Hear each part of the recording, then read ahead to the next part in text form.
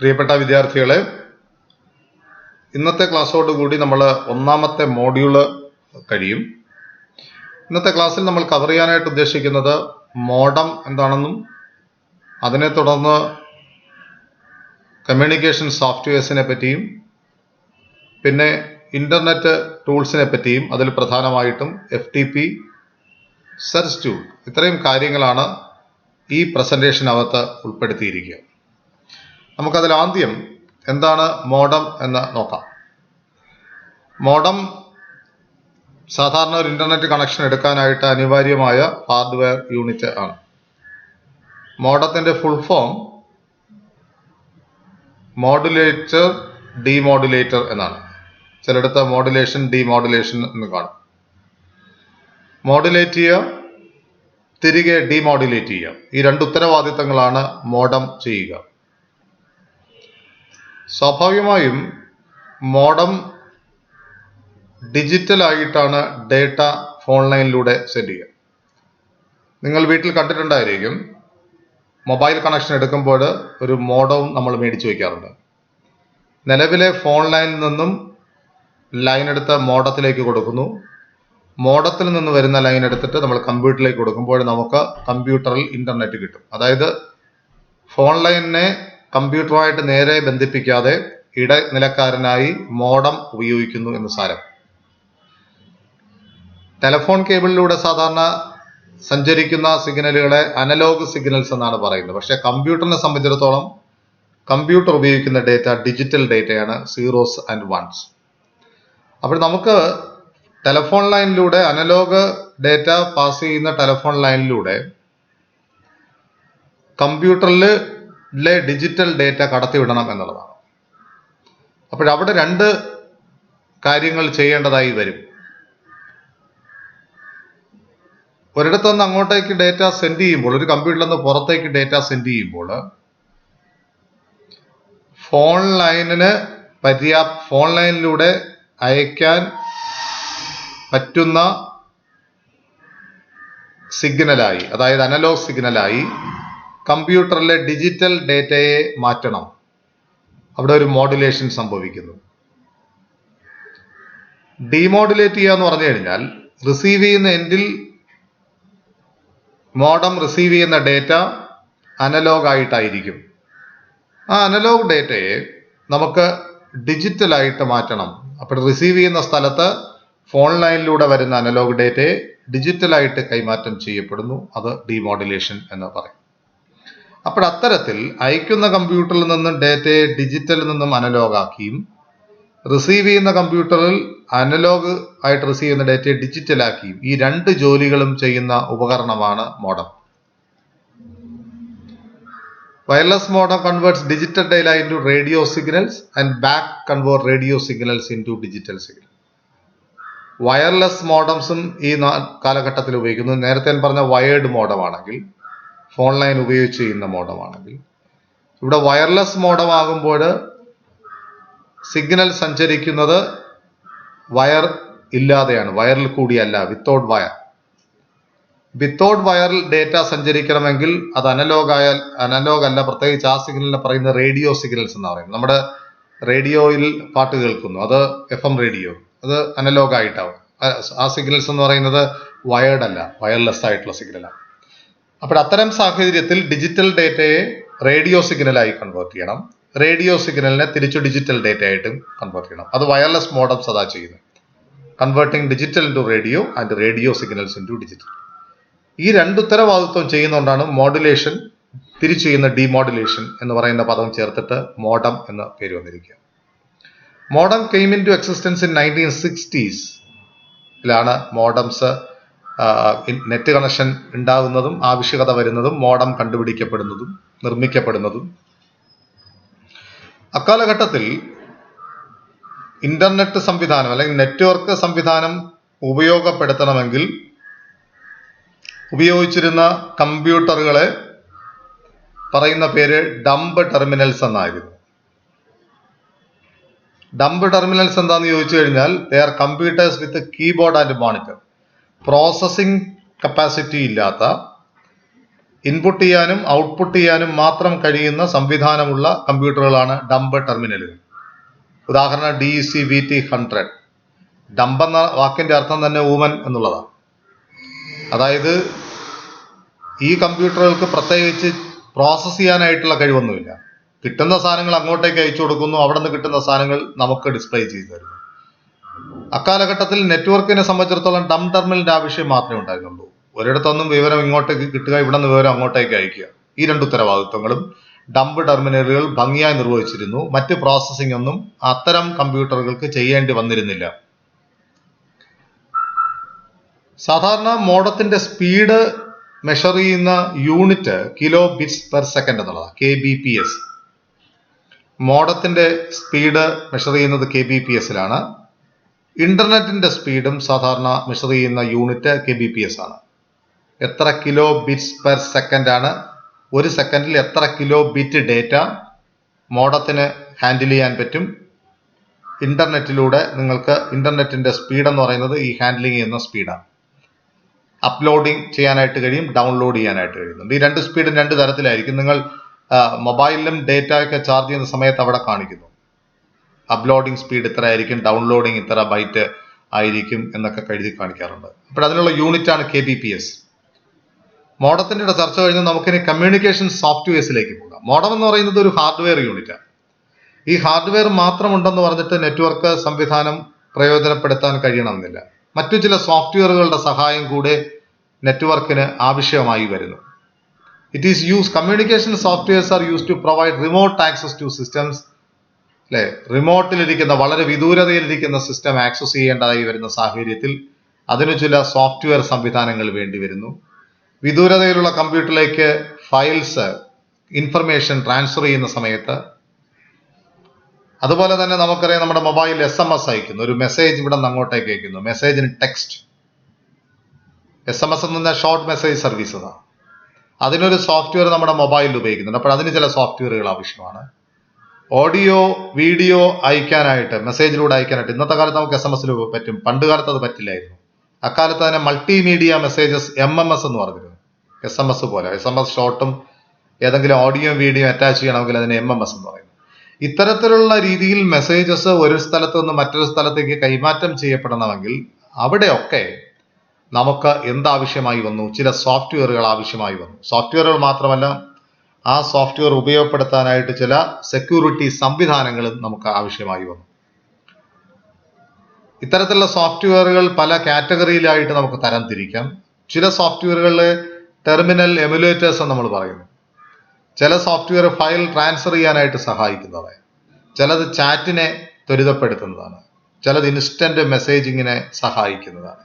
അത്തരത്തിൽ പലതരം സോഫ്റ്റ്വെയറുകളും കമ്പ്യൂട്ടറുകളിൽ ഉപയോഗപ്പെടുത്തേണ്ടതായി വന്നു. ഇനി ടെർമിനൽ എമുലേറ്റേഴ്സ് എന്ന് പറഞ്ഞു കഴിഞ്ഞാൽ എമുലേറ്റിംഗ് A Dum terminal. Dum ടെർമിനലിനെ emulate ചെയ്യുക എന്ന് പറഞ്ഞു കഴിഞ്ഞാൽ അതിന്റെ അർത്ഥം എന്ന് പറയുന്നത് സോഫ്റ്റ്വെയറിന്റെ സഹായത്തോടു കൂടി ഒരു ടെർമിനൽ വെർച്വൽ ആയിട്ട് ഉണ്ടാക്കുന്നു. അതിനെയാണ് എമുലേഷൻ എന്ന് പറയുക. അത്തരത്തിൽ ടെർമിനൽ എമുലേറ്റർ സോഫ്റ്റ്വെയറിന്റെ ഉപയോഗം എന്ന് പറയുന്നത് വെർച്വൽ ടെർമിനൽസുകൾ, ഡംബ് ടെർമിനലുകൾ ഫിസിക്കൽ അല്ലാതെ ലോജിക്കലായിട്ട് ഉണ്ടാക്കുക എന്നുള്ളതാണ്. മറ്റ് ഫയൽ ട്രാൻസ്ഫറും എന്താണെന്ന് പറയേണ്ട കാര്യമില്ല. ചാറ്റ് നിങ്ങൾക്കറിയാം, ഇൻസ്റ്റന്റ് മെസ്സേജിങ്ങും നമുക്കറിയാം. ഉദാഹരണം, കമ്മ്യൂണിക്കേഷൻ സോഫ്റ്റ്വെയർസിന് ഉദാഹരണം ബ്രൗസറുകൾ. പല ബ്രൗസറുകളും നിങ്ങൾ ഉപയോഗിക്കുന്നുണ്ടായിരിക്കാം. ഇന്റർനെറ്റ് എക്സ്പ്ലോറർ ഉണ്ട്, നെറ്റ്സ്കേപ്പ് നാവിഗേറ്റർ ഉണ്ട്, ഗൂഗിൾ ക്രോം ഉണ്ട്, മോസില്ല ഫയർഫോക്സ് ഉണ്ട്, അല്ലെ, ഓപ്പറ ഉണ്ട്. പലതും നിങ്ങൾക്ക് പറയാനായിട്ട് കഴിയും. അത്തരത്തിലുള്ള നിരവധി ബ്രൗസേഴ്സ് നമ്മൾ ഉപയോഗിക്കുന്നു. ഇതെല്ലാം സോഫ്റ്റ്വെയറിന്റെ ഗണത്തിലാണ് വരുന്നത്. പിന്നെ ഫയൽ ട്രാൻസ്ഫർ പ്രോട്ടോകോൾസ് ഉണ്ട്, ഫയൽ ട്രാൻസ്ഫറിനെ സഹായിക്കുന്ന പ്രോഗ്രാംസ്. ഇന്റർനെറ്റ് റിലേ ചാറ്റിനെ ഇന്റർനെറ്റിലൂടെ ചാറ്റിങ്ങിനെ സഹായിക്കുന്ന സോഫ്റ്റ്വെയർസ്. മൊബൈൽ ഇൻസ്റ്റന്റ് മെസ്സേജിങ്ങിനെ സഹായിക്കുന്ന സോഫ്റ്റ്വെയറുകൾ. ഇത്തരം ചുരുക്കി പറഞ്ഞു കഴിഞ്ഞാൽ ഹാർഡ്വെയർ അല്ലാതെ ഒരു നെറ്റ്വർക്ക് സംവിധാനം പ്രയോജനപ്പെടുത്തണമെങ്കിൽ നമുക്ക് ആവശ്യമുള്ള സോഫ്റ്റ്വെയർ ഒക്കെ കൂടി ബണ്ടിൽ ചെയ്താൽ അതിനെ പറയുന്ന പേരാണ് കമ്മ്യൂണിക്കേഷൻ സോഫ്റ്റ്വെയർ എന്ന്. തുടർന്ന് നമുക്ക് ഇന്റർനെറ്റ് ടൂൾസിനെ പറ്റി പഠിക്കാം. അതൊരു പക്ഷേ കമ്പ്യൂട്ടർ നമ്മൾ നേരത്തെ കണ്ട കമ്മ്യൂണിക്കേഷൻ സോഫ്റ്റ്വെയറിനോടൊപ്പം ചേർന്ന് വരുന്നതാണ്. ഇന്റർനെറ്റിൽ ഉപയോഗിക്കുന്ന വിവിധ തരം ടൂളുകൾ. ഒന്ന് ഓർത്തെടുക്കാൻ പറഞ്ഞു കഴിഞ്ഞാൽ നിങ്ങൾക്ക് പല ടൂൾസും നിങ്ങളുടെ മനസ്സിൽ വരുന്നുണ്ടായിരിക്കും. ഈ നേരത്തെ പറഞ്ഞ രീതിയിലുള്ള കാര്യങ്ങൾ ചെയ്തെടുക്കാനായിട്ടുള്ള tools.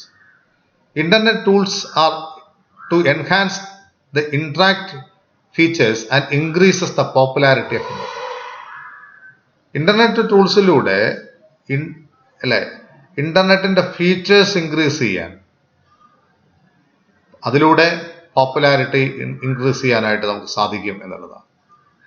Internet uses various tools to transfer data over network from one place to another place. പല തരം ടൂൾസുകളും ഇന്റർനെറ്റ് ഉപയോഗപ്പെടുത്തുന്നുണ്ട്.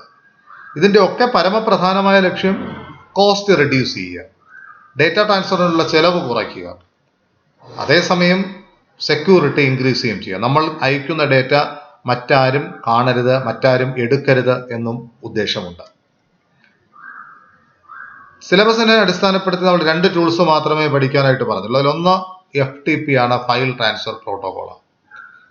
പ്രോട്ടോകോൾ സാധാരണ this protocol used for transferring files between machines on network such as LAN and internet. ഒരു internet LAN, നമുക്കൊരു local area network ഉണ്ട്, അതിൽ internet സംവിധാനം പ്രയോജനപ്പെടുത്തുമ്പോൾ ഇന്റർനെറ്റിൽ നിന്ന് ഫയൽ ഇങ്ങോട്ടേക്കും തിരിച്ചങ്ങോട്ടേക്കും അയക്കാനായിട്ടുള്ള ആവശ്യം വേണ്ടി വരുന്ന അത്തരം സാഹചര്യങ്ങളിൽ നമുക്ക് പ്രോട്ടോകോൾസ് ഉപയോഗിക്കാനായിട്ട് കഴിയും.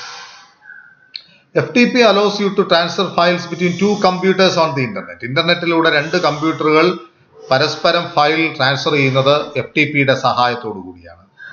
FTP is a simple network protocol based on internet പ്രോട്ടോകോളിനെ അധീകരിച്ചിട്ടാണ്, അല്ലെങ്കിൽ അതിന്റെ അതേ പ്രിൻസിപ്പിൾ അഡോപ്റ്റ് ചെയ്തിട്ടാണ് FTP പ്രോട്ടോകോളും വർക്ക് ചെയ്യുക. To transfer file with FTP, you can run a program often called a client. FTP ഉപയോഗിച്ചിട്ടൊരു ഫയൽ നിങ്ങൾക്ക് ട്രാൻസ്ഫർ ചെയ്യണമെങ്കിൽ നിങ്ങൾ ക്ലയന്റ് പ്രോഗ്രാം നിങ്ങളുടെ കമ്പ്യൂട്ടറിൽ റൺ ചെയ്യണം. എന്നാൽ മാത്രമേ നമുക്ക് ആ transfer സാധുതമായി തീരത്തുള്ളൂ. FTP client program initiates a connection to a remote computer running FTP server software. അപ്പോൾ വിദൂരതയിലിരിക്കുന്ന ഒരു കമ്പ്യൂട്ടറിൽ നിന്ന് അതിൽ നിന്ന് നിങ്ങൾക്ക് ഡേറ്റ ഡൗൺലോഡ് ചെയ്യണമെങ്കിൽ നിങ്ങളുടെ കമ്പ്യൂട്ടറിൽ ഒരു ക്ലയന്റ് സോഫ്റ്റ്വെയറും കാണണം, ആ വിദൂരതയിലുള്ള കമ്പ്യൂട്ടറിനകത്ത് ഒരു സെർവർ സോഫ്റ്റ്വെയറും വേണം. അപ്പോൾ FTP സാധുതമായി തീരണമെങ്കിൽ ഈ 2 സംവിധാനങ്ങളും വേണം, സെർവറും വേണം, ക്ലയന്റും വേണം, അല്ലെ? ഇത് നിയന്ത്രിക്കാനായിട്ടൊരു സെർവർ ഉണ്ടാകണം, നിങ്ങൾ ഉപയോഗിക്കുന്ന കമ്പ്യൂട്ടറിനകത്ത് ഒരു ക്ലയന്റും ഉണ്ടാകണം എന്ന് സാരം. അത്തരത്തിൽ സെർവറും ക്ലയന്റും ഉണ്ടെങ്കിൽ ഈ സെർവറും ക്ലയന്റും തമ്മിലാണ് ഒരു കണക്ഷൻ ആദ്യം എസ്റ്റാബ്ലിഷ് ചെയ്യുക. എപ്പോഴാണോ Xൽ നിന്ന് Yയിലേക്ക് ഒരു ഫയൽ അയക്കേണ്ടത്, Xൽ ഒരു ക്ലയന്റ് വർക്ക് ചെയ്യണം, Yയിൽ ഒരു സെർവർ വർക്ക് ചെയ്യണം. ഈ ഒരു connection client server connection establish ചെയ്യുകയും ചെയ്യണം. The client can choose to send and or receive copies of files singly or in groups. ഒരു ഫയലോ ഒന്നിലധികം ഫയലോ ഒരുമിച്ചോ അല്ലെ നമുക്ക് ഒറ്റയ്ക്കോ ഈ കണക്ഷൻ എസ്റ്റാബ്ലിഷ് ചെയ്ത് കഴിഞ്ഞാൽ അയക്കാനായിട്ട് കഴിയും. To connect an FTP server, client requires a username and password set by the administrator of the server. ഇതൊക്കെ നടക്കണമെങ്കിൽ ഒരു ഓതന്റിക്കേഷൻ ഉണ്ടാകണം. അതായത് ഒരു യൂസർ നെയിമും പാസ്വേഡും കൊടുത്ത് ഈ അയക്കുന്ന ആളുടെ ഐഡന്റിറ്റി അറിഞ്ഞാൽ മാത്രമേ ഇത്തരത്തിൽ ട്രാൻസ്ഫർ ചെയ്യാനായിട്ട് സമ്മതിക്കുള്ളൂ. FTP 2 തരത്തിലുള്ള ഡേറ്റ ട്രാൻസ്ഫർ മോഡ് സപ്പോർട്ട് ചെയ്യുന്നുണ്ട്. പ്ലെയിൻ ടെക്സ്റ്റ് ASCII ഉപയോഗിച്ച് American standard code for information interchange, ASCII data ഉപയോഗിച്ച് ASCII ടൈപ്പ് ഫയൽസ് ട്രാൻസ്ഫർ ചെയ്യുന്നു. അതോടൊപ്പം നിങ്ങൾക്ക് ബൈനറി ഇൻഫർമേഷൻ വെച്ച് ബൈനറി ഡേറ്റയും ട്രാൻസ്ഫർ ചെയ്യാനായിട്ട് FTPയുടെ സഹായത്തോടുകൂടി കഴിയും. ഇനി നമുക്ക് എന്താണ് സെർച്ച് ടൂൾസ് എന്ന് നോക്കാം. ഇന്റർനെറ്റ് ടൂൾസ് നമ്മൾ പഠിച്ചു കഴിഞ്ഞു. രണ്ടാമത്തെ കമ്മ്യൂണിക്കേഷൻ സോഫ്റ്റ്വെയറിന്റെ ക്ലാസ് ആണ് സെർച്ച് ടൂൾസ്. സെർച്ചിങ് ഇന്റർനെറ്റിൽ ചെയ്തിട്ടില്ലാത്തവരാരുമില്ല. സ്വാഭാവികമായിട്ട് ഇന്റർനെറ്റ് എന്ന് കേൾക്കുമ്പോഴും നിങ്ങളുടെ മനസ്സിൽ വരുന്ന ചിന്താഗതി ഗൂഗിളിനെ പറ്റിയാണ്. ഗൂഗിളിനകത്തുള്ള സെർച്ച് ഫെസിലിറ്റിയാണ് നിങ്ങൾക്ക് ഓർമ്മ വരിക. ലോകത്തിൽ എന്തും അറിയണമെങ്കിൽ നിങ്ങൾക്ക് ഗൂഗിളിൽ ടൈപ്പ് ചെയ്താൽ ഉത്തരം കിട്ടും. മാതാപിതാ ഗൂഗിൾ ദൈവം എന്നാണല്ലോ ആധുനിക കാലഘട്ടത്തിലെ പ്രമാണം.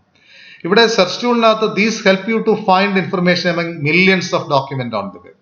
വെബിനുള്ളിൽ അനവധിയായിട്ടുള്ള വെബ്സൈറ്റുകളുണ്ട്. അതിനുള്ളിൽ നിന്ന് നിങ്ങൾക്ക് ആവശ്യമുള്ള ഡേറ്റ പരതി നൽകുക എന്നുള്ളതാണ് സെർച്ച് ടൂൾസിന്റെ ഉത്തരവാദിത്വം. 3 തരത്തിലുള്ള സെർച്ച് ടൂൾസിനെ നമുക്ക് കണ്ടെടുക്കാൻ മനസ്സിലാക്കാൻ കഴിയും. ഒന്നാമത്തത് ഇന്റർനെറ്റ് ഡയറക്ടറീസ് ആണ്. ഡയറക്ടറീസ് എന്ന് പറഞ്ഞാൽ നമുക്കറിയാം, നമ്മുടെ കമ്പ്യൂട്ടറിൽ നമ്മൾ ഡയറക്ടറി ക്രിയേറ്റ് ചെയ്യുന്നുണ്ട്. എന്തിന്റെ അടിസ്ഥാനത്തിൽ? ഒരേ സമസ്വഭാവമുള്ള ഫയലുകളൊക്കെ നമ്മൾ ഒരു ഡയറക്ടറിക്കുള്ളിൽ സൂക്ഷിച്ചു വയ്ക്കുക. എന്തിനു വേണ്ടിയാ?